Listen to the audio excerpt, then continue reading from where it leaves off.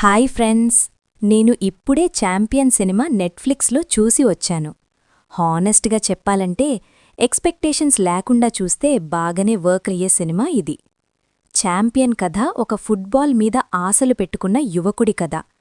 హీరోకి చిన్నప్పట్నుంచి ఫుట్బాల్ అంటే పిచ్చి.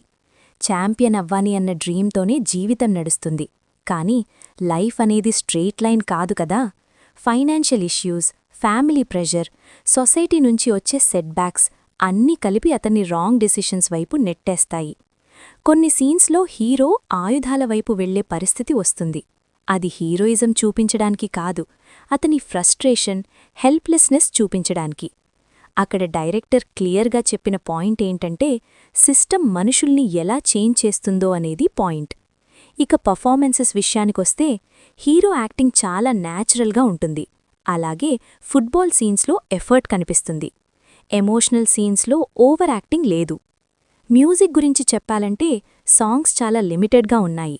బ్యాక్గ్రౌండ్ స్కోర్ కూడా లౌడ్ కాదు, సీన్కి అవసరమైనంత మాత్రమే. అందుకే మూవీ స్లో అయినా బోర్ అనిపించదు. అలాగే ఫస్ట్ హాఫ్ స్టడీగా సాగుతుంది, సెకండ్ హాఫ్ కొంచెం స్లో అనిపిస్తుంది. కొన్ని సీన్స్ ఇంకా స్ట్రాంగ్గా డెవలప్ చేసుంటే ఇంపాక్ట్ ఇంకా పెరిగేది. ప్లస్ పాయింట్స్ విషయానికొస్తే football backdrop, emotional connect, honest acting, grounded direction, realistic screen play, subtle background score.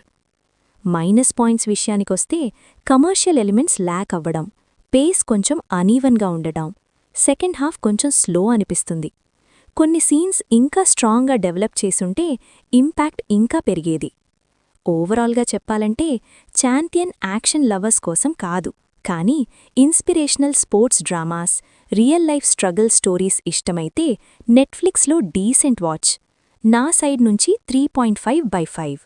చివరిగా, ఛాంపియన్ అనేది గెలుపు గురించే కాదు, ఓడిపోయాక కూడా నిలబడే ధైర్యం గురించి. నెట్ఫ్లిక్స్లో టైం ఉన్నప్పుడు ఒకసారి ట్రై చేయొచ్చు.